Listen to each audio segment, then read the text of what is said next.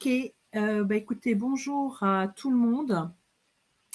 Je ne sais pas si vous m'entendez bien car on a quelques soucis techniques ce matin, ce qui nous arrive pas normalement, mais voilà, la technique n'est pas avec nous aujourd'hui. Est-ce que vous pouvez juste m'indiquer si vous m'entendez pour que je puisse être sûre? Ok, a priori là j'ai des oui. J'en ai, je vérifie quand même pour. Le son est bon. Ok, parfait. Écoutez, merci en tout cas pour vos réponses. Alors, donc du coup, je vais démarrer toute seule et je pense que Marie, qui a effectivement vraiment de gros soucis la technique, va pouvoir se joindre à nous pour ce webinaire sur. Ah, ça y est, je crois que Marie est là. Est-ce que tu m'entends, Biljana? Je t'entends très bien. Ah, génial. C'est les aléas du direct. Eh oui, c'est ce que je disais, oui. Bon, super, merci d'avoir commencé. Je crois qu'on a pas mal de gens qui sont là déjà, donc c'est super. Bonjour tout le monde. Merci d'être venu aujourd'hui. On a hâte de vous présenter tout ça. Je te laisse prendre le relais, Biljana. Ok, parfait. Donc, nous allons passer une petite heure ensemble sur l'entretien de recrutement. Alors, on va vous proposer donc d'aborder trois thématiques. L'une qui concerne les différents types d'entretien. Donc, vous verrez que selon les modalités d'entretien, il y a quelques règles à respecter pour pouvoir avoir des entretiens dans les meilleures conditions possibles. Ensuite, le deuxième point que l'on va aborder, c'est l'importance de bien se préparer aux entretiens. Les entretiens, c'est vraiment quelque chose qui se prépare. Et puis, on terminera par quelques questions pièges, mais qui, vous verrez, en fait, ne sont pas des questions pièges. Ça, c'est le gros scoop du webinaire. Il n'y en a pas. Et voilà. Alors, quels sont les différents types d'entretien? En fait, tout dépend de la modalité utilisée, tout dépend des objectifs de l'entretien et du coup, il y a différentes règles à respecter selon les modalités des entretiens. Alors, très rapidement. Oups, pardon, j'étais un peu trop vite, excusez-moi. Alors, très rapidement, en fait, aujourd'hui, il y a 4 types de modalités d'entretien. Il y a donc l'utilisation du téléphone, il y a la visioconférence, il y a le présentiel et la vidéo de présentation. Alors, vous Ça, allez. c'est nouveau, hein, Biljana. Ça, Oui, c'est des éléments qu'on n'avait pas avant, hein, donc on n'est pas forcément préparé à tout ça. tout à fait, oui. Et puis du coup, vous allez me dire, mais attendez, la vidéo de présentation, en quoi est-ce un entretien de recrutement là? Si, c'est un entretien de recrutement parce que lorsqu'on vous propose de préparer une présentation en vidéo, alors selon les cas, soit on va vous dire, voilà, on vous propose de préparer une vidéo avec, vous allez nous répondre à ces 3 questions, ou on vous laisse, j'allais dire, la liberté effectivement de vous présenter. À la limite, peu importe, j'allais dire, si vous avez un template à suivre ou pas. La vidéo de présentation, en fait, a pour objectif, en tout cas au niveau du recruteur, c'est de qualifier votre candidature. Alors, la qualifier à la fois sur le fond, le contenu, c'est-à-dire quelle est votre expérience professionnelle, quelles sont les compétences que vous pouvez apporter, mais également sur la forme et de manière un peu plus précise sur ce qu'on appelle les soft skills. Donc, la manière dont vous allez vous présenter, la posture que vous allez avoir donc dans cette présentation est très importante. Alors, et puis c'est génial parce qu'on peut recommencer autant de fois qu'on veut. Complètement, tout à fait. Et on envoie juste la version finale où on se trouve suffisamment beau et belle. Voilà, Fantastique, et qu'on a validé avec tout son entourage. voilà, tout à fait. Alors, qu'est-ce que sur quoi est-il important, j'allais dire, de faire attention quand on fait donc une vidéo de présentation? Il est important effectivement de faire attention sur cette mise en scène. Alors, qui dit mise en scène dit à la fois donc l'environnement qui se trouve autour de vous quand vous allez effectivement faire votre présentation, mais également de vous entraîner à faire passer des messages. Alors, vous allez voir que le terme d'entraînement et de préparation va nous suivre tout au long, j'allais dire, de ce webinaire. Alors, comme dit effectivement Marie, ce qui est bien, c'est que on peut le refaire X fois. Donc, bon.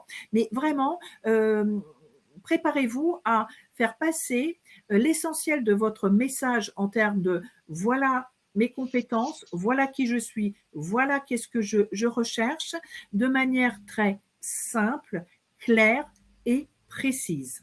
Bien.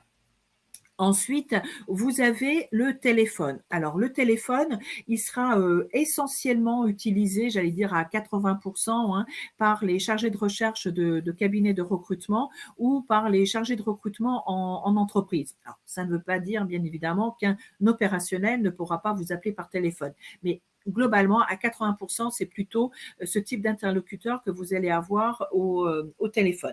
Quel est l'objectif de l'utilisation du téléphone dans le cadre d'un processus de recrutement? En fait, c'est de qualifier la candidature après avoir reçu un CV. Pas obligatoirement d'ailleurs, parce que ça peut être via LinkedIn ou via, j'allais dire, des job boards. Bon. Mais en tout Comme cas, Monster. voilà, Monster, bien sûr, tout à fait. En fait, l'objectif, ça sera de qualifier donc votre candidature par rapport à des critères bien précis et des critères que l'entreprise n'a pas obligatoirement sur le CV ou le cabinet n'a pas comme information sur le CV. Ça veut dire quoi comme information? Ça peut être votre rémunération ou en tout cas vos prétentions salariales, parce qu'il y a certains postes dans lesquels bah voilà, on a une fourchette que l'on ne peut pas dépasser et on sait très bien que la fourchette est cric-crac par rapport au marché et donc du coup, effectivement, on va faire en sorte d'appeler les candidats pour savoir quelle est effectivement leur prétention salariale. Ça peut être également sur un critère de langue, c'est-à-dire l'anglais ou une autre langue est essentielle pour occuper un poste et donc du coup, on va vous appeler pour vérifier effectivement que vous maîtrisez suffisamment une langue et il est préférable de le faire en amont d'un entretien, en fait, pour ne pas faire perdre du temps à tout le monde. Ça peut être bien évidemment également des critères techniques au niveau de certains métiers qui ne figurent pas peut-être sur votre CV, mais qui sont effectivement des critères qui sont importants pour occuper le poste. Alors, de votre côté, qu'est-ce qui est important? Il est important que lorsque vous répondez, j'allais dire, donc à une sollicitation téléphonique dans le cadre d'un processus de recrutement, il est important que vous soyez dans de bonnes conditions pour répondre, j'allais dire, à cet échange. Donc, si vous êtes au square avec votre bébé en train voilà, de jouer, ou si vous êtes en train de promener votre chien et qu'il aboie, c'est peut-être pas obligatoirement les meilleures conditions pour voilà, répondre à un échange téléphonique qui globalement dure entre un quart d'heure et une demi-heure. Bien. Donc on se prépare, comme tu disais, hein, on se prépare et on se dit qu'on va choisir un moment où il n'y aura pas de bruit autour de nous et on pourra être tranquille et pas dérangé.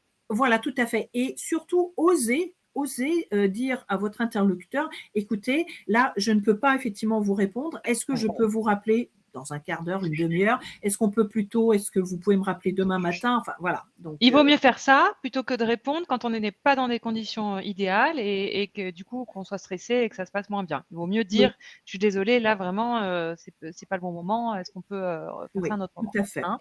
Oui, oui, tout à fait. Autre chose qui est important également quand on est en processus, j'allais dire, de recherche active, c'est votre message d'absence sur votre… Voilà. Alors, bien évidemment que soyez vous-même sur le message d'absence, mais évitez oui, bonjour, vous êtes chez Julie. Ben non, je ne suis pas là, mais vous pouvez me… Ok. Vous pouvez avoir de l'humour, mais encore une fois, dans le cadre de ce procès, enfin, je veux dire, de cette recherche, essayez d'avoir un message qui soit un peu plus, comment dire, Sobre, hein? voilà, Voilà. plus sobre, tout à fait. On C'est peut le mot laisser le qui message plaît. par défaut aussi de l'opérateur, ça c'est pas plus Tout mal, à hein? fait. Du coup, c'est… Ouais. Oui. Sauf que on ne sait pas obligatoirement qu'on a appelé la bonne personne. Donc, il faut au moins… Ah oui, Voilà. Donc, d'accord. Ah oui, donc tu conseilles plutôt de personnaliser, mais tout en oui, restant dans la sobriété, mais avec de l'humour, hein, il n'y a pas de souci, mais plutôt rester quand même dans la sobriété. on peut avoir un ton enjoué, mais sobre. OK. Voilà, tout à fait. Ensuite, les deux autres modalités, j'allais dire, d'avoir des entretiens de recrutement, c'est la visioconférence et le présentiel. Alors la visioconférence, c'est énormément, j'allais dire, développé ces derniers mois, hein, comme on le sait, et merci le Covid et le confinement. Et autant il y a avant le confinement, la visioconférence était également un outil, une modalité d'entretien qui était plus réservée à de la qualification, sauf, j'allais dire, les entretiens à distance lorsqu'on recrute des personnes qui sont en Chine. Ou voilà, donc là, effectivement, la visio, on l'utilisait déjà avant le confinement. Mais aujourd'hui, vraiment, la visioconférence est est une modalité de face à face, hein, à distance, qui est vraiment très répandue, et pas uniquement maintenant que pour, j'allais dire, le Covid. confinement, voilà, et le Covid. Ouais. Alors, que ça soit donc la visioconférence ou le présentiel, mais à la limite même pour l'ensemble, j'allais dire, des types d'entretien, surtout, préparez-vous un pitch. Alors, votre pitch sera plus ou moins long, qu'il s'agisse d'entretien d'échange au téléphone ou en présentiel, mais c'est important que vous puissiez, parler de vous de manière très synthétique en 3 minutes, 5 minutes. Pourquoi est-ce que c'est important ? C'est important parce que l'objectif d'un échange dans le cadre d'un entretien de recrutement, ce n'est pas d'avoir 2 monologues, c'est-à-dire moi, candidat, je vais passer 3 quarts d'heure sur 1 heure à parler de moi, et je vais donner des informations qui n'intéressent pas obligatoirement mon interlocuteur, et ensuite il restera juste 10 minutes pour parler du poste, de l'environnement du poste et autres. Non, l'objectif d'un entretien de recrutement, c'est vraiment d'établir un dialogue. Qui dit dialogue, ça veut dire soit on me demande de me présenter, je me présente, encore une fois en 3 minutes, 10 minutes, et ensuite je donne la parole à mon interlocuteur pour qu'il puisse aller plus loin dans sa recherche d'informations. Donc, ok, Biljana Zaric, j'ai 25 années dans le conseil en ressources humaines, je suis intervenue essentiellement sur tel et tel domaine, et aujourd'hui je recherche un poste qui me permette. Ok, ça peut être particulièrement court, et ensuite vous dire, voilà, de manière assez synthétique, mon parcours professionnel. Est-ce que vous souhaitez que j'aborde de manière plus détaillée un point ou un autre? Ok, vous donnez la parole. Et l'autre… En tout cas, tu es super qualifiée pour ce webinaire, Biljana. Merci. Et donc, votre interlocuteur, en reprenant la parole, va obligatoirement vous poser des questions par rapport à des informations qu'il recherche et qui sont importantes pour lui. Et du coup, ça va vous donner à vous aussi des informations sur, ok, il me pose des questions plutôt sur est-ce que j'ai une expérience en prospection et en tant que chasseur. Ça fait 2, 3 questions qui me posent et qui sont tournées autour de ce point-là. A priori, c'est que la personne recherche quelqu'un qui ait des compétences dans cette, dans ce type, j'allais dire, de compétences commerciales. Et donc, du coup, rien ne vous empêche de dire, écoutez, si je comprends bien, vous recherchez plutôt un commercial qui a particulièrement de l'expérience plutôt dans de la prospection, donc dans la recherche de nouveaux clients, que dans la fidélisation. Est-ce que c'est bien ça? Ok, vous reformulez pour être sûr d'avoir bien compris. Et du coup, encore une fois, vous redonnez la parole à votre interlocuteur. Ça permet vraiment à la fois donc à votre interlocuteur de mener l'entretien, mais à vous aussi de mener l'entretien.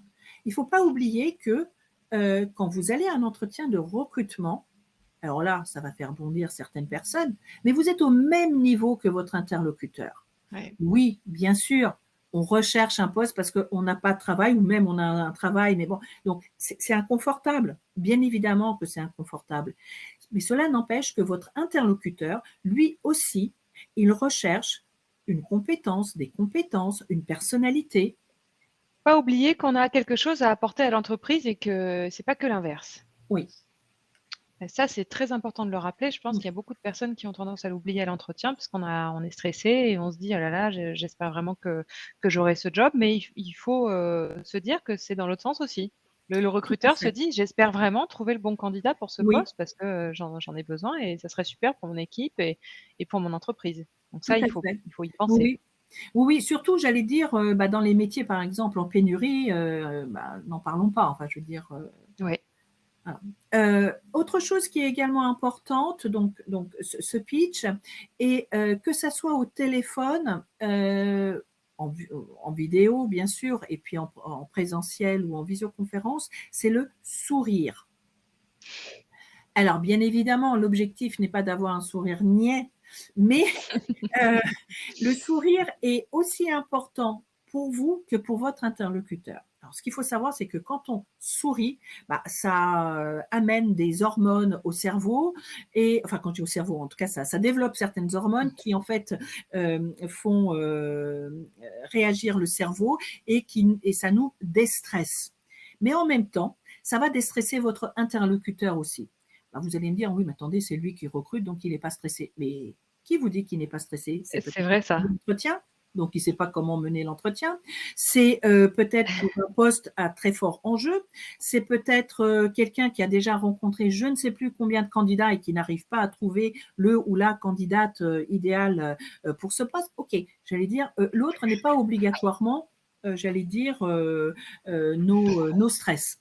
Bien sûr. Alors, est-ce que tu penses que c'est une bonne idée de, par exemple, s'entraîner à sourire dans sa voiture avant d'aller à l'entretien, ou à la maison, ou dans les transports, hein? C'est histoire de Alors, se mettre dans l'ambiance? Euh, alors, il s'avère qu'il y a maintenant X années, quand j'ai commencé dans le monde du travail, et du coup, effectivement, quand j'allais voir des clients ou des prospects, je m'entraînais à sourire dans l'ascenseur. Ah ouais, voilà. En me disant, voilà, surtout, Biljana, n'oublie pas de sourire, n'oublie pas de sourire quand tu parles. Et puis après, ça devient de l'automatisme. Oui, d'accord. Voilà.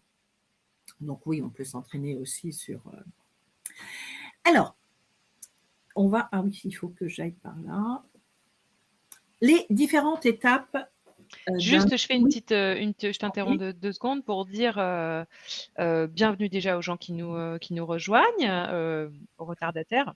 Pas être en retard à l'entretien, hein, mais aujourd'hui ça va. Et qu'on consacrera bien sûr du temps à la fin du webinaire. C'est un webinaire qui dure 1 heure. Et toutes vos questions, on y répondra, pas toutes, mais on va sélectionner les questions pour y répondre à la fin du webinaire. tout à fait. Je Alors, te laisse reprendre. merci. Les différentes étapes d'un entretien, donc d'embauche ou de recrutement. Alors, ce qu'il faut bien intégrer, et c'est ce que je vous disais tout à l'heure pendant tout l'atelier, je vais vous rabâcher le fait que l'entretien se prépare, et il se prépare avant l'entretien. Alors, il se prépare comment avant l'entretien? Alors, je vous parlais tout à l'heure du pitch. Oui, c'est vraiment important de prendre le temps de préparer votre pitch. Donc, vous l'écrivez, vous présentez avec votre pitch j'allais dire à des collègues ou à votre conjoint, enfin peu importe, en tout cas, vous vous entraînez donc sur ce pitch. Et qu'est-ce qu'il y a derrière ce pitch? En fait, il faut que vous puissiez être suffisamment au clair avant d'aller à votre entretien sur quelles sont donc mes compétences métiers, quelles sont mes compétences transférables. Par exemple, si je souhaite changer de métier, donc identifier dans mes compétences et dans le métier que je fais aujourd'hui, quelles sont les compétences qui peuvent être transférées donc dans un autre métier. Quelles sont bien évidemment donc mes soft skills? Qu'est-ce que c'est ces soft skills? C'est ce qui va faire la différence entre deux candidats qui, à quelque chose près, auront les mêmes compétences métiers. La différence va se faire sur les soft skills. C'est est-ce que la personne est plus adaptable que l'autre? Est-ce que ce candidat a une aisance relationnelle plus importante et nécessaire pour occuper ce poste? Voilà. Donc, c'est vraiment sur les soft skills que la différence va se faire à plus ou moins compétences techniques, métiers égales. Donc, tu dis que, en fait, si on a un CV qui colle carrément à l'annonce pour laquelle on a postulé et qu'on a décroché un entretien, on sait qu'on est bien qualifié pour le poste et que donc on n'est peut-être pas tout seul. C'est là que les soft skills vraiment interviennent et c'est ça qu'il va falloir creuser plus que notre capacité à remplir le poste pour lequel on est convoqué Oui, ce jour-là. Hein. oui, tout à fait. Et c'est pour cela aussi que dans certains cas, quand vous n'êtes pas retenu à la suite d'un entretien, on se dit mais c'est pas possible. J'ai toutes les compétences. Bon, vous n'êtes pas retenu parce que au travers de l'échange que vous avez eu donc avec votre recruteur, votre interlocuteur, il s'est rendu compte que effectivement vous n'aviez pas certaines des soft skills qui étaient nécessaires pour occuper le poste, ou que vos motivations ne sont pas obligatoirement en adéquation avec la culture d'entreprise aussi. Donc, Ouais. oui, on a les compétences métiers, mais le reste n'est pas adapté et c'est ce qui fera que vous ne serez peut-être pas ni recruté, ni vous n'irez plus C'est un loin. package, hein. C'est C'est un sûr. package global. Oui, tout à fait, oui. D'ailleurs, aujourd'hui, il y a plein d'articles sur l'importance, j'allais dire, des soft skills dans les entreprises. Hein. Et du coup, Oui, dans le d'accord. processus de recrutement. D'ailleurs, on en a énormément sur Monster. Je vais pouvoir les partager dans le chat. M'intéresse Oui. après le webinaire, bien sûr. Ok. Donc, être au clair sur, en fait, qui je suis, hein, donc en termes professionnels, hein, qu'est-ce que je cherche, qu'est-ce que j'attends, j'allais dire, de mon premier job, hein, ça peut être en tant que débutant, hein, ou par rapport, j'allais dire, à ce que j'ai déjà connu et qu'est-ce que je recherche en termes de responsabilité, qu'est-ce que je recherche en termes d'environnement professionnel. Tout à l'heure, je parlais de rémunération. Ok, quelle est ma fourchette de rémunération, mais surtout, quel est le minimum en dessous duquel, ok, je sais que je veux pas y aller. Donc, on peut, j'allais dire, être amené à faire des concessions, mais il y a toujours, j'allais dire, un minimum au-dessus duquel, non, c'est pas possible, sauf cas exceptionnel. Et également, vous préparer à répondre, j'allais dire, à des questions. C'est là où on se dit oui, question piège, mais non, c'est pas question piège. Si vous vous êtes préparé en amont, il n'y a pas de question piège. Les trous. Alors là aussi, dans mon expérience d'outplacement, les personnes qui me disent bah oui, là j'ai un trou, est-ce que je le mets ou pas sur le CV? Bon, alors déjà là, la question est-ce qu'on le met ou on le met pas? Mais après, quand on l'a mis, ok, en entretien, comment j'en parle? En fait, j'étais au chômage. Oui, alors, aujourd'hui, quelle est la personne qui ne l'a pas été un jour ou qui ne connaît pas quelqu'un dans son entourage qui a été au chômage? Bon. Ensuite, j'allais dire, les trous peuvent s'expliquer aussi par des, comment dire, par des accidents de la vie. Vous avez eu effectivement un accident qui vous a obligé à rester je ne sais pas combien de temps à l'hôpital, ou vous avez accompagné quelqu'un qui était très proche en fin de vie. Donc oui, on a le droit d'avoir des trous. Bon, mais il faut être au clair de ces trous, les accepter. Donc oui, ok, ça fait partie de mon parcours professionnel. Et puis surtout pouvoir en parler. Mais qui dit en parler, ça ne veut pas dire tourner autour du pot.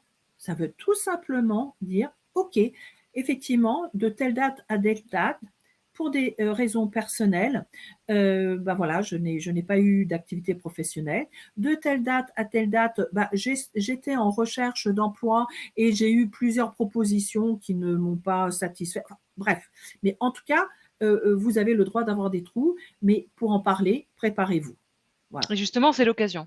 C'est Oui. ça qui est bien par rapport au CV où ça va être plus compliqué de justifier les trous. Là, à l'entretien, pour le coup, on peut Voilà. s'expliquer. Oui. Ensuite, toujours donc avant votre entretien, donc il faut être clair sur soi. Mince.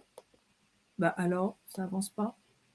Parfois, ça met un petit peu de temps. Hein, ça, c'est... Alors, toi, tu peux pas le faire avancer là, le slide, Marie? Ah, ça y est, c'est bon. Ah, tu vois, voilà. là, C'est juste qu'il s'était un petit peu endormi, le sumo. Et alors, le deuxième. Oh là là. Allez. Bon, Je pense qu'il y a la team Webikeo qui va intervenir et faire passer tes oui. slides. Du coup, je bouge plus. Mais alors? Ah, on nous dit de fermer la présentation et de l'ouvrir à nouveau. Ok, donc ça, c'est toi qui peux le faire. Ah bon? Je crois. Non, c'est à moi de le faire? Je sais pas. Voilà, hop, tu vois. Désolée hein, pour ces petits soucis techniques. Voilà, et donc du coup, j'arrive pas à aller au haut. Je crois que ça y est, hein, tu vois les slides défiler? Non, non, j'essaye, mais là, je suis au 4 et moi, je veux aller au 2. Tu veux revenir en arrière? Oui. Alors. Encore un. Voilà, c'est bon. On y arrive. Il faut juste être un peu persévérant. Il faut être gentil avec lui. Voilà. Oui, alors c'est pas vraiment mon fort. Ne brutalise pas la machine. Oui, je reconnais que là.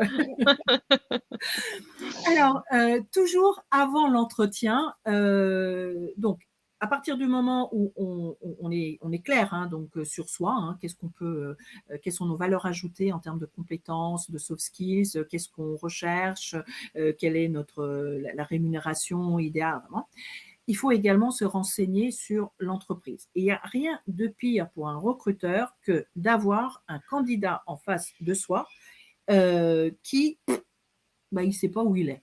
Oui, par exemple, si on te pose la question, quels sont nos concurrents? Moi, je suis le recruteur et je te demande alors quels sont nos principaux concurrents. Alors là, si on ne sait pas répondre, là, ça c'est vraiment, c'est fatal. Hein? Oui, surtout à un certain niveau de poste. Hein. C'est vrai que quand on est débutant, on peut se permettre de ne pas pouvoir répondre éventuellement à certaines questions concernant l'entreprise. Néanmoins, aujourd'hui, avec Google, avec les sites Internet des entreprises, on peut déjà avoir pas mal, j'allais dire, d'informations sur l'entreprise, sur ses produits, sur l'historique. Bon. Mais surtout, n'hésitez pas à aller sur Google pour regarder des articles liés à cette entreprise. Pour certains types de postes auxquels vous allez postuler, c'est même essentiel de le faire, car on peut, par exemple, trouver une information concernant la fermeture de plusieurs sites il y a 3 mois. Donc, on peut trouver l'information sur une grève d'il y a 15 jours au niveau du siège. Bref, plein d'informations qui peuvent qui peuvent être vraiment importantes dans l'échange que vous allez avoir avec le recruteur. Il ne faut pas oublier, encore une fois, que postuler un poste, vous avez le droit également à un moment de vous dire je continue pas parce que ça convient pas à ce que je recherche, à mes à ma philosophie de travail. Voilà. Donc, et pour cela, il faut que vous puissiez avoir, vous aussi, suffisamment d'informations sur l'entreprise, sa culture, et en partie, vous pouvez l'avoir au travers, j'allais dire, des articles que vous avez sur Internet. Du coup, ça peut peut-être être intéressant là par rapport à ça, si on a des jeunes parmi nous dans le webinaire, d'aller avoir un peu sur les pages, sur les réseaux sociaux, ce que font les entreprises. Par exemple, telle entreprise a participé à une œuvre caritative, tu vois, une course pour une certaine œuvre, voilà, des choses comme ça. Ça peut être, c'est généralement sur ces pages-là que les entreprises partagent ce qu'elles font. Ça peut être intéressant aussi. Oui, tout à fait. Et puis, il y a le site Glassdoor. Bon, là, il manque un S, mais où on peut également avoir des informations de la part de personnes qui ont travaillé dans ces entreprises ou qui travaillent toujours dans ces entreprises. Alors, comme toute évaluation, Il faut le prendre avec des pincettes, hein. Mais globalement, je trouve que ça donne vraiment une indication intéressante de la part de personnes qui ont vraiment travaillé ou qui travaillent dans cette entreprise. En plus, ça vous permet d'avoir des informations aussi sur les niveaux de rémunération selon les types de postes, ce qui peut vous permettre aussi, lorsqu'on vous posera la question, OK, quelles sont vos prétentions? Bah, en fonction des informations que vous aurez eues, par exemple, encore une fois sur Glassdoor, de pouvoir voilà, mieux. Être préparé. Voilà, tout à fait. Ouais. Il ne faut pas hésiter aussi, selon bien sûr l'enjeu du poste ou le niveau de poste, à contacter également des personnes qui ont travaillé ou qui travaillent toujours dans l'entreprise via LinkedIn. Voilà, vous envoyez un message en disant bonjour, nanana, je suis en processus de recrutement pour intégrer votre entreprise ou l'entreprise dans laquelle vous avez travaillé il y a quelques années. Est-ce que effectivement il serait possible d'échanger 5-10 minutes, voilà, pour avoir votre retour sur ce que vous pensez sur l'entreprise. Bon, ça marchera pas toujours, Ça se tente. mais ça se tente. Oui, tout à fait. Et en plus, le fait de faire tout ce travail donc en amont va vous permettre aussi de préparer les questions que vous allez poser. Là aussi, il n'y a rien de pire. En tout cas, moi, je sais que j'étais toujours estomaquée lorsque je dis est-ce que vous avez des questions? Non, ça va. Non, c'est pas possible. Il faut toujours en avoir. Oui, alors, soit quand on établit un dialogue justement et donc vraiment un échange avec son interlocuteur, on a plein de réponses aux questions. Mais OK, il y a toujours une petite question supplémentaire où on peut très bien dire écoutez, oui, j'aurais bien aimé avoir une réponse sur je ne sais, mais je suppose que je l'aurai plutôt dans la phase future du processus. Enfin bon, voilà. Okay. Mais vraiment préparer ces questions. Alors, est-ce qu'il va bien vouloir m'amener sur toujours pas? C'est bon, merci. Donc, toujours avant l'entretien. Eh bien, on est tout. Hein, quand est-ce qu'il va arriver l'entretien? C'est vrai ça. Hein, oui. Hein. Mais il y a effectivement se préparer et se mettre en condition. Alors, les conditions, c'est, dans un premier temps, supprimer, dans la mesure du possible, toutes les causes inutiles de stress. Déjà, quand on va à un entretien, et plus on avance, j'allais dire, dans le processus du recrutement dans la même entreprise, et plus le stress monte. Même si on n'est pas, j'allais dire, d'un tempérament anxieux, hein. Mais c'est normal parce que plus on avance, plus on trouve que le poste est intéressant ou l'entreprise intéressante, plus on a envie d'y rentrer et plus, oui, le stress, il augmente. Donc, avant donc chaque entretien, en tout cas là, quand c'est du présentiel, voilà, enlever, j'allais dire, limiter tout ce qui peut vous rajouter du stress, encore une fois, inutile. Bon, valider l'adresse en amont. Si j'en parle, c'est parce que j'ai eu le cas où effectivement, j'attendais quelqu'un une adresse. Je ne sais pas si vous entendez un bip. Non? OK. J'ai un petit souci avec mon casque, je crois. Ah, d'accord. C'est OK. bon? Vous m'entendez? Oui. Okay. Oui, et donc effectivement, l'adresse où vous allez avoir le rendez-vous, ce n'est pas obligatoirement l'adresse du siège. Bon. Donc, validez donc, en amont. Alors, maintenant, de plus en plus, on vous envoie un mail de confirmation en disant, voilà, vous avez rendez-vous à telle date, à telle adresse. Mais dans certains cas, vous n'avez pas obligatoirement toutes les informations. Donc, surtout, validez en amont l'adresse à laquelle vous allez avoir le rendez-vous. Validez également le nom de la personne avec laquelle vous allez avoir le rendez-vous. Idéalement, validez également quelle est sa fonction. Parce que selon sa fonction, vous allez vous préparer différemment, au moins mentalement.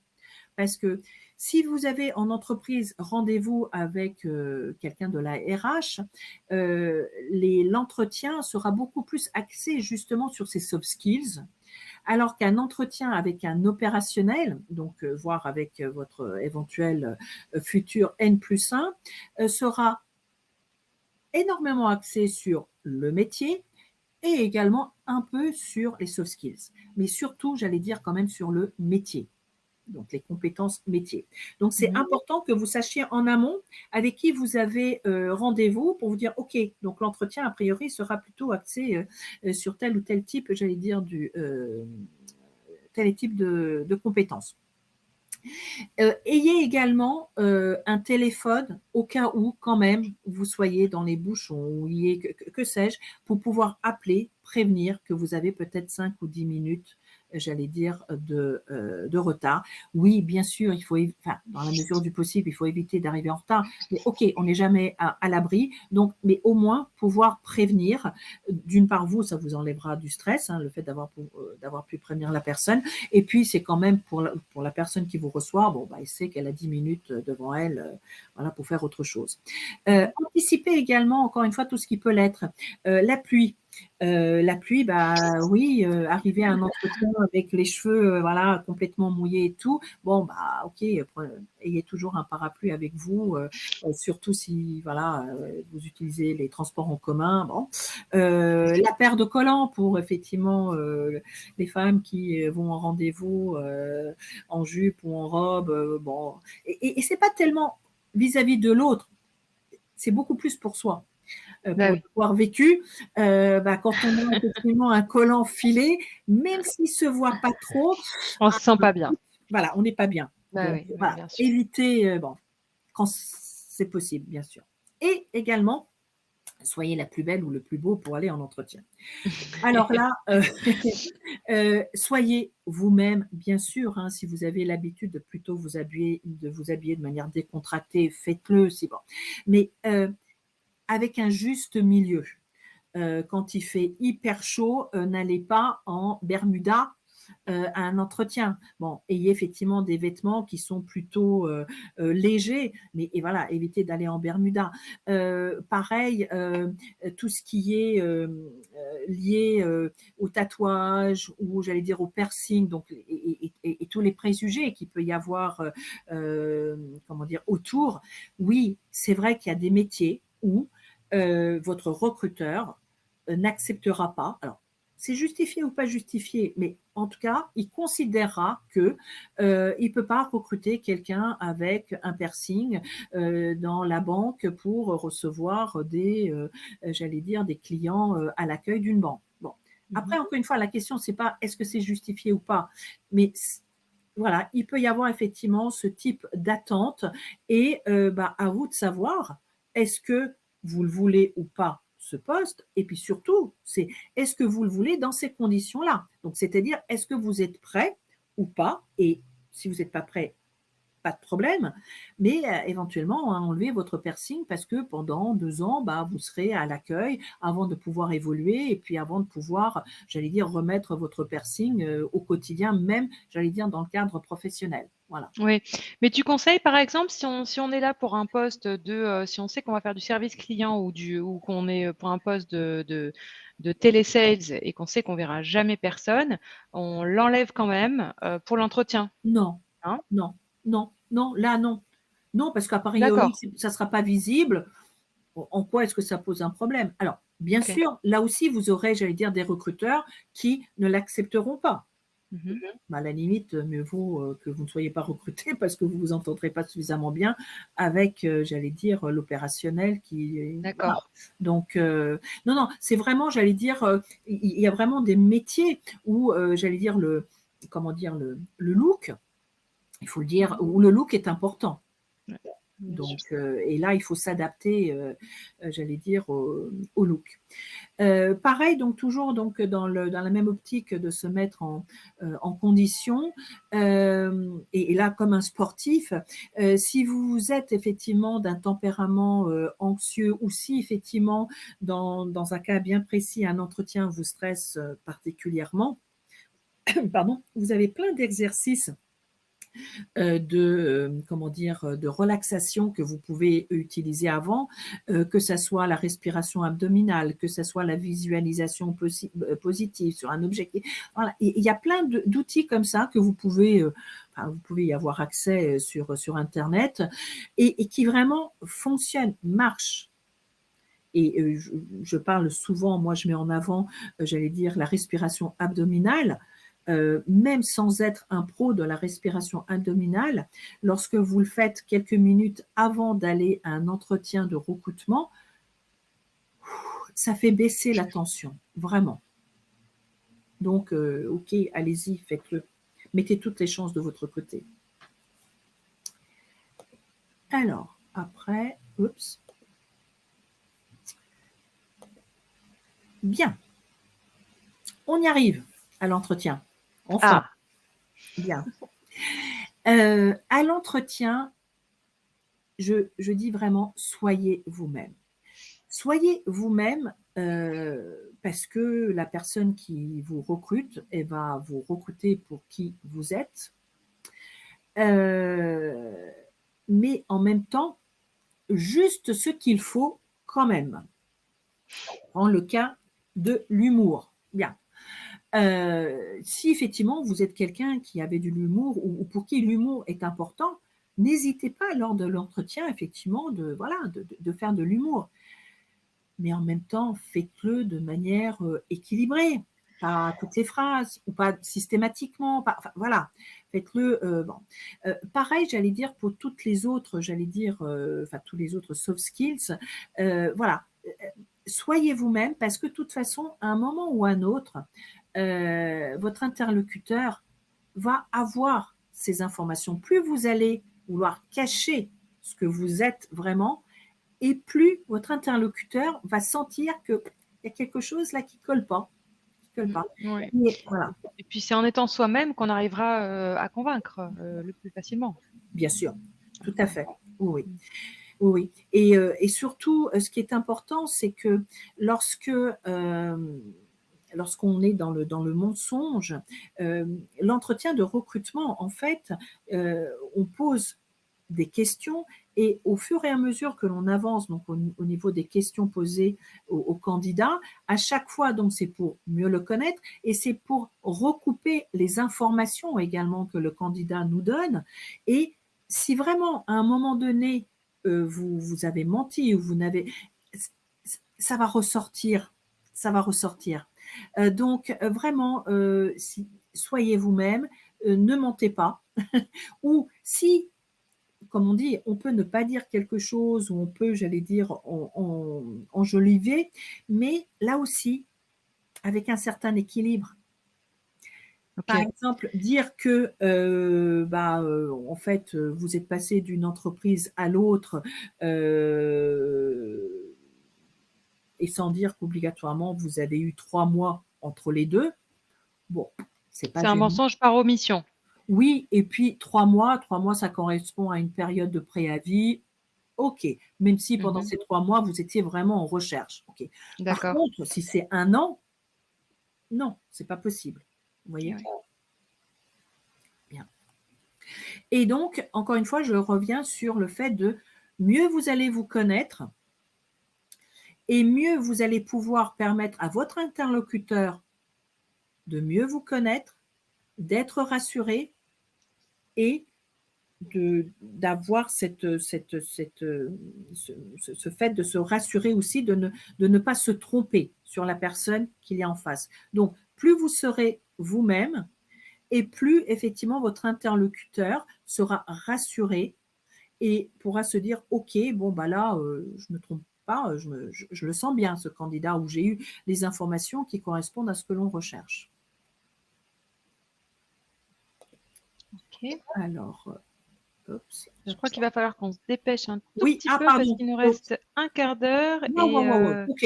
il va falloir qu'on… Je vois qu'il y a plein de questions, ça interagit bien sur le chat, c'est super. N'hésitez pas à interagir entre vous et puis après on répondra. Alors, il faut également, donc, pendant l'entretien, soigner sa communication. Alors, qui dit communication, on dit aussi bien donc le verbal, l'éthique de langage. Là, je suis sûre que moi, ce matin, j'ai dû avoir des tics de langage, mais comme tout le monde, hein, la question n'est pas là. Hein. C'est juste, voilà, en être conscient et puis essayer de les doser ou de les limiter. Le non-verbal qui est très important, je vous parlais du sourire, le regard, regardez votre interlocuteur, hein, la manière d'être assis, le fait de faire des gestes ou pas, et surtout, et ça certains n'aiment pas le mot, mais vendez-vous, vous êtes là pour vous vendre. Et quand je dis vous vendre, c'est mettre en avant, mettre en valeur tout ce que vous pouvez apporter à une entreprise. Et comment vous allez le faire, et ça c'est important surtout pour les personnes qui ont une expérience professionnelle, c'est en donnant des exemples factuels de vos réalisations. Donc, la communication, elle doit être synthétique, précise, claire et factuelle. Donc, du coup, je ne vous donnerai pas d'exemple là, puisque je vais avancer, si ça veut bien avancer. Voilà.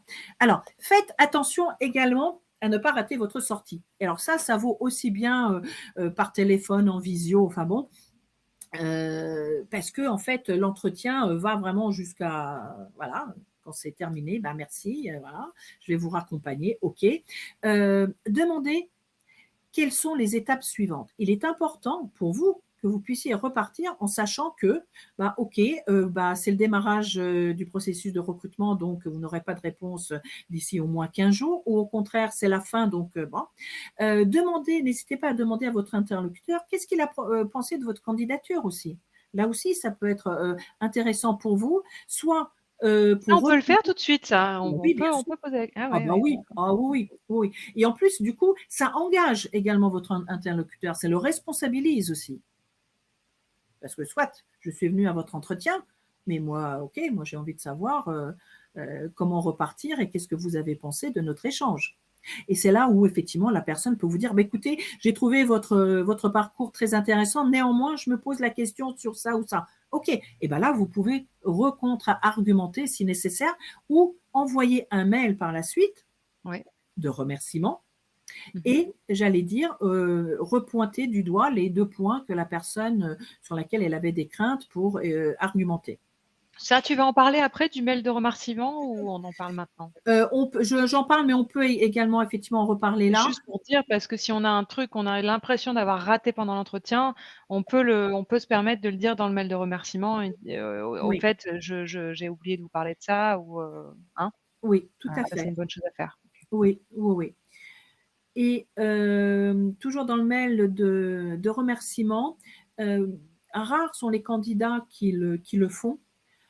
Et quand vous le faites, faites-le bien sûr, voilà, avec les éléments de politesse, mais surtout en faisant la synthèse de ce que vous avez compris de l'échange au niveau du poste, des enjeux, et vous remettez une couche sur voilà en quoi je pense être le ou la bonne candidate, voilà ce que je peux vous apporter.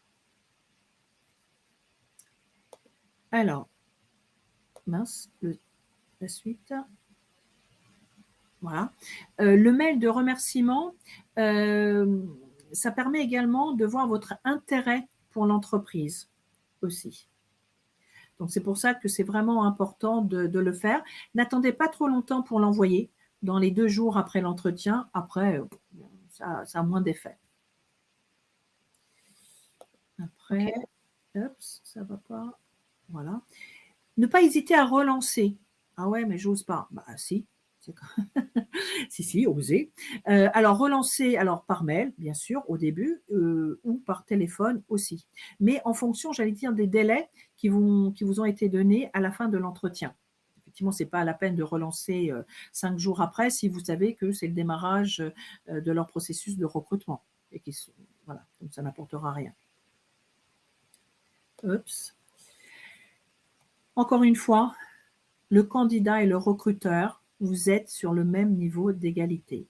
Le candidat, bien sûr, a besoin de trouver un travail, il a besoin d'évoluer, il a envie d'évoluer professionnellement, d'apprendre. Mais le recruteur a besoin de trouver, j'allais dire, chaussure à son pied, et surtout, il a peur de se tromper. Pourquoi il a peur de se tromper? Parce qu'un coût, le coût d'un recrutement raté, ça va de 5 000 à 30 000 euros. Donc, encore une fois, vous êtes vraiment sur un pied d'égalité. Il ne faut pas l'oublier. Même si ça peut paraître difficile comme ça au premier abord. Alors, question piège. Eh bien, question piège. Alors, non, effectivement, il n'y a pas de question piège. Plus vous êtes préparé en amont sur Qu'est-ce que je sais faire? Qu'est-ce que je ne sais pas faire? Qu'est-ce que j'ai envie de faire? Qu'est-ce que je n'ai plus envie de faire? Qui je suis? Enfin, plus vous êtes préparé en amont et moins il y a de questions pièges. La différence, c'est dans la manière de vous poser les questions. Alors, oh mince, comment ça n'avance pas? Oups, bien. Alors, plus je suis au clair, donc, et moins, j'allais dire, j'ai l'impression qu'il y a des, il y a des questions pièges. En fait, la question piège, c'est plus dans la manière dont elle va vous être posée que sur le fait que c'est une question piège. Alors, il y a des manières qui sont plus ou moins tordues de vous poser des questions. Oui, faut. Et puis oui, vous avez des recruteurs qui sont plus ou moins, entre guillemets, tordus aussi, parce que voilà. Mais c'est toujours dans l'optique, sauf à quelques exceptions près, oui, il faut le reconnaître, mais c'est toujours pour mieux vous connaître. Les questions qui sont posées ou la manière avec laquelle la question est posée, même si c'est de manière tordue, c'est pour mieux vous connaître. Je vous donne là quand même un exemple parce que je trouve qu'il est vraiment flagrant. Dans une vie antérieure, donc j'ai passé des entretiens. J'ai passé un premier entretien avec le directeur général.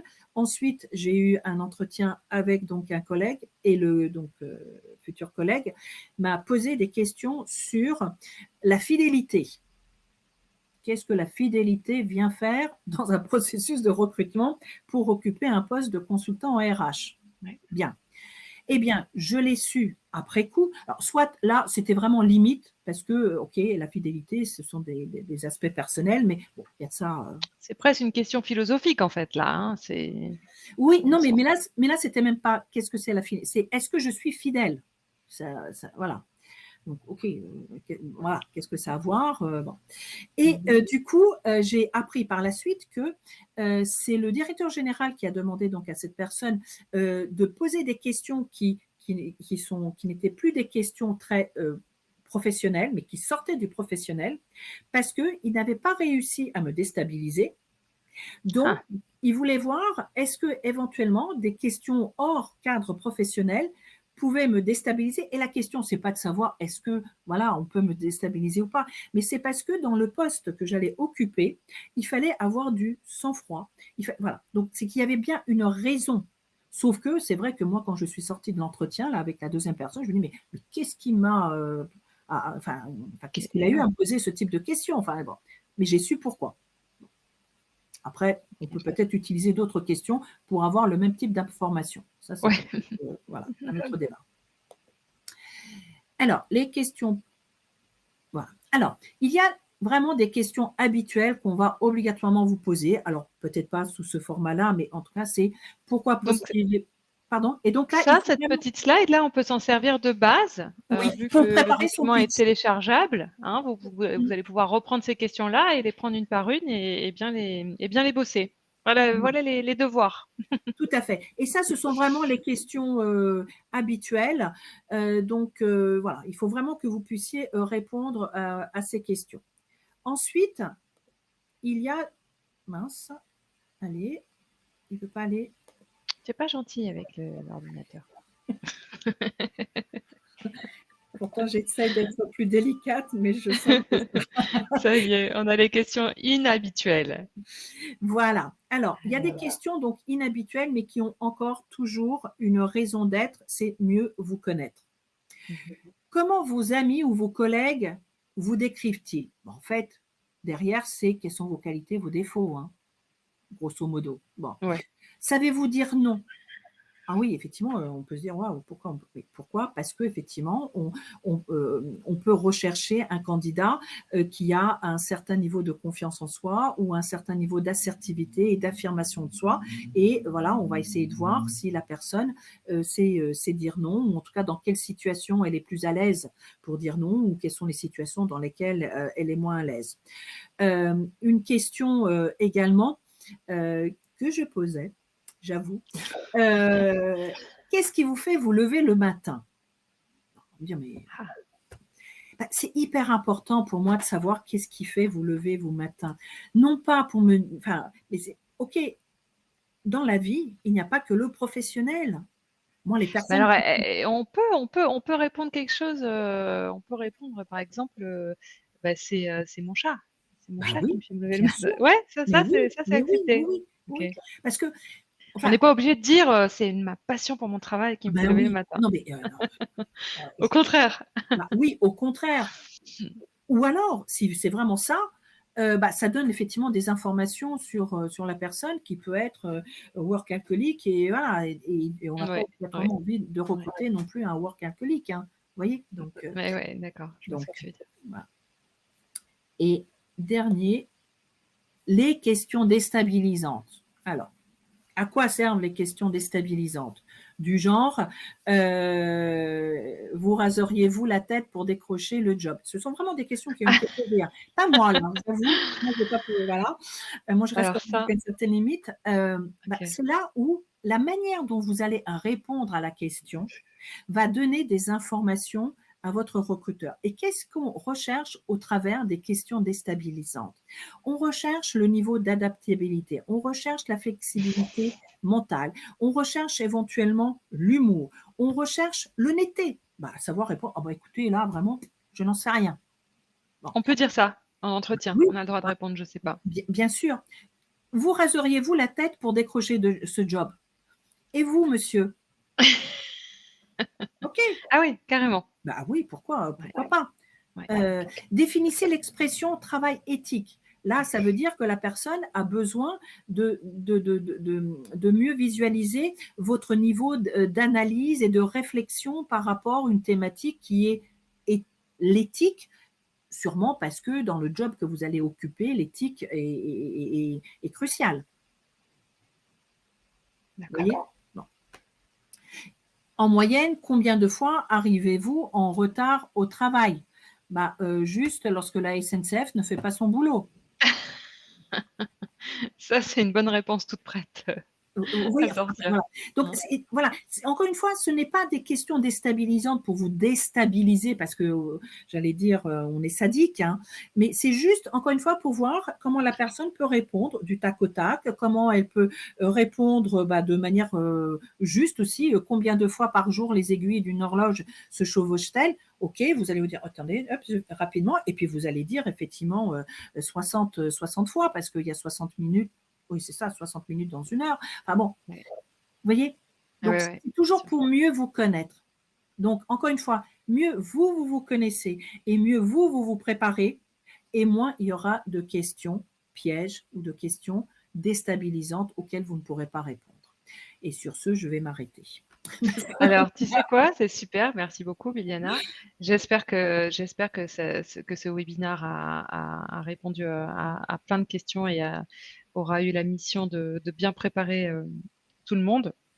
Il y a plein de questions. Alors, on Oui, va essayer de répondre allez-y. au maximum. Alors, je vais te les lire Oui. et puis tu vas y répondre si tu peux. Alors, il y a une question de Chloé qui nous dit à quoi doit-on s'attendre si le recruteur nous propose un premier entretien dans un café? À quoi s'attendre? Bah, à rien. Alors, j'ai mené des entretiens dans des cafés, aussi bien en tant que candidat que bah, c'est tout simplement parce que ça peut être un consultant en recrutement qui est indépendant, qui n'a pas de bureau Mhm. et qui du coup va vous proposer effectivement d'avoir un échange dans un café. Ça peut être un opérationnel qui va prendre le train ou l'avion et qui du coup va se rapprocher donc du lieu, du train et autres, et va vous proposer d'avoir un entretien plutôt dans ce lieu, voilà, dans un café. Il y a plein de raisons qui, comment dire, justifiées et honnêtes, j'allais dire, enfin je ne sais pas s'il y avait quelque chose derrière votre question, pour effectivement mener un entretien dans un café. Ok. Une question de Pascal qui dit comment justifier une période de parents au foyer pour ses enfants durant plusieurs années? Comment justifier? Bah, moi, je vais vous dire, bah, déjà, vous n'avez pas à le justifier. J'allais dire, vous avez le droit de voilà, vous occuper de vos enfants. Bon. Par contre, lors de l'entretien, il suffit, c'est OK. J'ai effectivement, pendant 5 ans, 3 ans, fait une pause pour pouvoir m'occuper de mes enfants. Point. Est-ce qu'on peut rajouter que c'est une période de notre vie et que maintenant on est hyper motivé pour un nouveau chapitre professionnel est-ce que tu penses que ça se justifie du coup ou est-ce qu'on n'a pas, non, on Sincèrement, n'a pas à se si justifier? vous postulez à un poste, c'est que vous êtes revenu, j'allais dire, comment dire, dans le professionnel et que vous, voilà, et que vous êtes dedans. Pour moi, c'est redondant. Maintenant, rien ne vous empêche de vous dire, bah voilà, j'ai fait une pause et maintenant que les enfants sont, je sais pas moi, à l'école ou autre, je suis à nouveau complètement motivée pour reprendre un poste. Mais alors, quand vous dites je suis motivée pour reprendre un poste ou pour retrouver un travail, il faut par contre toujours mettre en avant qu'est-ce que vous pouvez apporter. Voilà. Donc oui, je suis motivée pour retravailler et pouvoir effectivement apporter telle ou telle compétence à une nouvelle structure. Ouais, et les compétences de parents, de parents à la maison ne sont pas négligeables, hein. Je pense qu'il y a pas mal de soft skills qu'on peut utiliser Et que oui, là-dessus. Ouais, oui, oui. Et que je sais l'on de quoi je développe parle. justement à cette période-là, oui. Exactement. Oui. On a une expérience une question de Johanna qui nous dit: «Après une expérience traumatisante, mon critère principal est désormais de tomber au sein d'une équipe bienveillante. Comment m'assurer que ce soit le cas?» Alors Glace d'or? là, j'allais dire, on a beau, j'allais dire en amont, se renseigner sur l'entreprise, comme je vous l'ai dit, enfin bon, heu, mais on n'est jamais à l'abri de se retrouver dans une situation où c'est pas celle que l'on a recherchée parce que en dehors, comment dire, on n'a pas suffisamment d'informations. Je veux dire, on connaît une entreprise ou une équipe quand on est dedans. C'est bon, c'est Eh comme, ouais, pas quand on dit, évident. bah, son amoureux, bah, on le connaît, bah, quand on commence à vivre avec et pas, Oui, quand on est chacun de voilà. Donc c'est à peu près pareil. Donc, par contre, ce que vous pouvez faire, c'est, comment dire? Poser des questions sur, la manière dont sont gérés les projets, la manière, est-ce qu'il y a beaucoup de turnover dans l'équipe, par exemple? Le turnover et s'il dit, oui, effectivement. Ah, comment est-ce que vous expliquez le turnover? Enfin, bon, voilà. Vous pouvez être amené, j'allais dire, à poser des questions qui vont vous donner quelques informations, mais c'est en étant dedans que vous allez vraiment pouvoir vous oui. en rendre Et compte. et et Après, il et y a la puis manière. après Oui, pardon? non, tu disais au début de la présentation qu'il y a des outils comme Glassdoor où tu peux aller voir justement des avis d'anciens employés, ou d'employés actuels qui c'est complètement anonyme, donc tout le monde peut dire, comment s'est passée l'expérience, dans Oui, l'entreprise. oui, et là, c'est effectivement, c'est vraiment un outil, encore une fois, même si voilà, il faut le prendre à sa juste valeur, mais Oui, c'est vraiment un outil qui est hyper intéressant, ça peut donner justement. une idée Oui, générale. oui, Ouais. ouais, ouais, ouais. Alors, j'ai une question de Louis qui dit, «Lorsque l'on a été licencié car on coûte trop cher, slash restructuration suite crise Covid avec plus de 15 ans d'ancienneté en tant que responsable commercial, quelles explications seraient adéquates de fournir à un nouvel employeur?» La vérité? Bah, oui, la vérité, mais là aussi, il y a manière et manière de le dire. C'est pas la peine de dire: «Bah oui, vous comprenez, on m'a licencié parce que ma rému» rentrez pas dans les détails. J'ai quitté, l'entreprise et en plus c'est j'ai quitté, même si c'est pas de votre fait, hein, ça on est bien d'accord, Mmh. mais j'ai quitté l'entreprise à la suite d'une restructuration. OK. Pas Pas besoin de besoin de rajouter pas plus. besoin Non, non, de non, ouais, non, non. ouais. Là, j'ai vu, une question passer, une personne donc qui a un rendez-vous avec un PDG donc d'un grand groupe, puis-je lui demander son mail pour? Alors, il y a différentes manières, d'avoir le mail. Quand vous arrivez, en entretien, surtout à ce niveau-là, en règle générale, on se donne des cartes de visite. Alors vous me direz, vous n'êtes plus en poste, donc vous n'avez pas de carte de visite, mais vous pouvez avoir une carte de visite personnelle et en règle Mmh. générale, l'autre vous donne sa carte de visite et du coup, vous avez l'adresse mail. Bon, vous pouvez également demander l'adresse mail donc du PDG à son assistante. Bon, et puis bien sûr, vous pouvez lui demander également son adresse mail. Mmh. OK. Et vous Une pouvez le question de demander à la fin de l'entretien, hein, donc en disant: «Écoutez, je vous remercie et tout. Est-ce que je pourrais avoir votre adresse mail? Car j'aimerais effectivement pouvoir, vous renvoyer un compte rendu, synthétique par rapport à notre échange d'aujourd'hui». Et il n'y a pas de raison qu'il ne vous donne pas son adresse mail. Ouais, OK, super. Question de Pascal: comment communiquer sur un licenciement pour faute après, une quinzaine d'années d'ancienneté?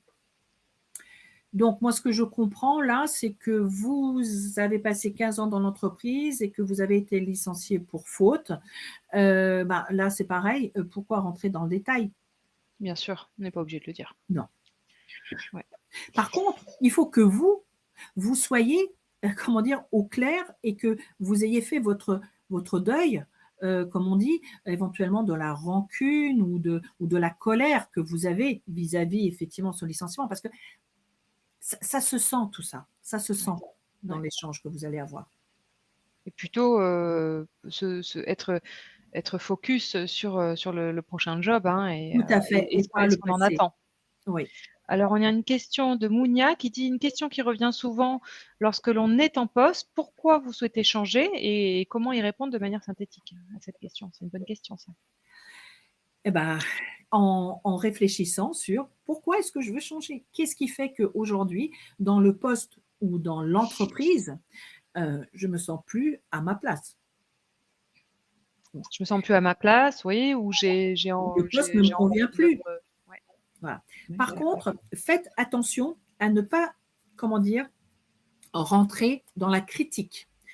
Et alors, là aussi, on peut très bien dire: «Bah, écoutez, je souhaite quitter le poste, parce que, dans le poste que j'occupe aujourd'hui, je n'ai pas suffisamment d'autonomie». Mmh. Sous-entendu, je critique mon boss qui ne me donne pas suffisamment d'autonomie. Mais dites Ouais, pas: «Oui, parce que mon boss ne me donne pas de l'autonomie». ouais. Voilà. C'est moi qui voudrais évoluer vers quelque chose de plus, Voilà, tout à fait. challengeant, ouais, Oui. OK. Comment une question de Marion: «Comment se mettre en avant soi-même et ses compétences quand on sort tout juste d'études?» Ça, c'est vrai que c'est c'est toujours une grande question de jeunes diplômés qu'on a souvent. Oui. Alors, en tant que jeune diplômé, alors soit vous avez fait des petits jobs, soit vous avez fait, selon les cas, des stages, de l'alternance. Mais également dans votre vie privée, vous avez eu peut-être à organiser, des voyages à plusieurs, à organiser une fête de famille, enfin bon. Et toutes ces expériences de vie, et pas uniquement que des expériences professionnelles ou pseudo-professionnelles, vous ont permis de développer des compétences. Oui.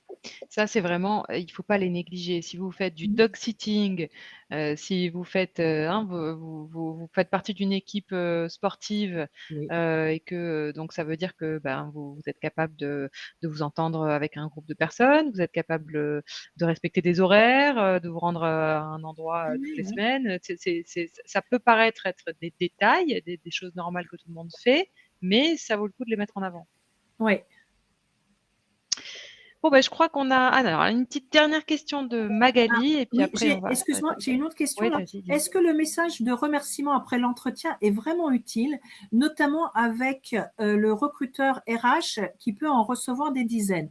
Sincèrement, ils en reçoivent pas des dizaines et Ah ouais, ouais. j'ai envie de dire, est-ce qu'un au revoir est vraiment utile, alors que, la personne, voilà, on lui a déjà dit au revoir à chaque fin d'entretien? Bon, bah, Ouais, ça comment dit-on? C'est une question de politesse, bien au sûr. moins, si ce n'est plus. Et alors là, pareil, le message de remerciement, c'est pas uniquement merci pour l'échange. Bon, mais c'est, bah, je vous remercie effectivement de l'entretien, d'hier. J'en ai retenu que vous recherchiez nanani natanta nanana, comme je vous l'ai précisé, voilà. Donc c'est vraiment avec une valeur ajoutée, hein. C'est pas uniquement, bah, merci pour l'entretien. Et c'est là où la personne verra la manière dont vous synthétisez, la manière dont vous avez compris ce qu'elle vous a exposé comme contexte, voilà. La manière dont vous vous vendez aussi. Ouais. Excuse-moi, ouais. Non, non, pas de souci. Je regarde si on a un peu, Quel impact peut avoir balayé. le fait que nous ayons négocié une rupture conventionnelle après 30 ans? La situation actuelle nous amène à nous réorienter aujourd'hui. Bah, bah, j'allais dire, que ça soit après 30 ans ou que ça soit après 5 ans, j'ai envie de dire, enfin, je ne vois pas où est le problème. Le fait que vous ayez à vous réorienter aujourd'hui, alors la question, je suppose que c'est dans l'entretien de recrutement, comment effectivement dire qu'au bout de 30 ans dans une entreprise, je me réoriente vers un autre poste ou un autre. Bon. Et why not? Pendant 30 ans, dans l'entreprise, vous avez évolué, vous avez fait des postes différents, où vous avez été là où vous aviez à être. Et bien là, maintenant, vous recherchez autre chose. Bon, certains recherchent régulièrement, j'allais dire, des défis, hein, et d'autres, effectivement, prennent plus de temps. Merci, Bibiana. On va... Juste, la question, ce n'est pas le fond. Là, c'est la forme dont vous allez en parler. Enfin, la manière dont vous allez en parler. Je crois m'arrête là. qu'il va falloir qu'on fasse un deuxième webinaire juste pour répondre à toutes les questions. En tout cas, j'espère que je suis désolée, on n'a pas pu répondre à tout. J'espère que vous avez tous passé un bon moment en notre compagnie. En tout cas, la présentation va être téléchargeable et le webinaire a été enregistré. Vous allez recevoir tous un mail pour pouvoir le revoir le replay. Donc, n'hésitez pas à le faire, hein, à regarder le replay et puis à vous entraîner. Surtout, n'oubliez pas, hein, la plus grande partie de l'entretien, c'est l'avant, en fait. Hein, c'est l'avant, c'est la préparation. Merci beaucoup à tout le monde et on vous donne rendez-vous pour le prochain webinaire l'année prochaine, en 2022. On n'a pas encore le sujet, mais on va y réfléchir. Et merci, Bibiana. Merci beaucoup Merci à toi aussi. précieux conseils. À bientôt. Allez, au revoir à tout le monde.